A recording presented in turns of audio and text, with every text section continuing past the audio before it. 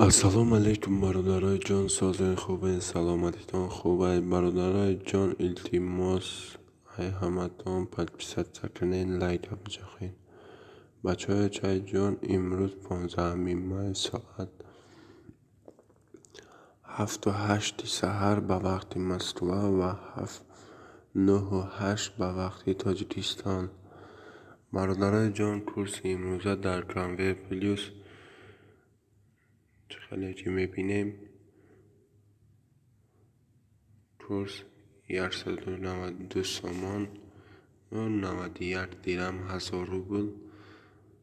دلار باشد 15.44، یورو باشد 14.83.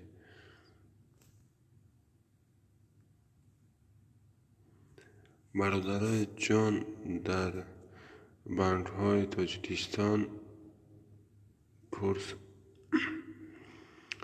امروزه کورس در بانک های تاجیکستان: بانک ملی تاجیکستان 1000 روبل 66 سومن، بانک اسقاط 1000 روبل 67 سومن، الف بانک 1000 روبل 67 سومن، اسپیتامین بانک 1000 روبل 67 سومن.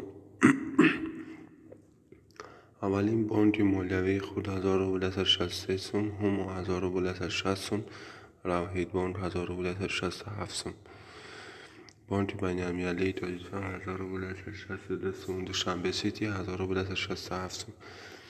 بچه های چای جان، لایک پدپیست سر فراموش نمیکنید. خداوند هر شما را نگهبان باشد.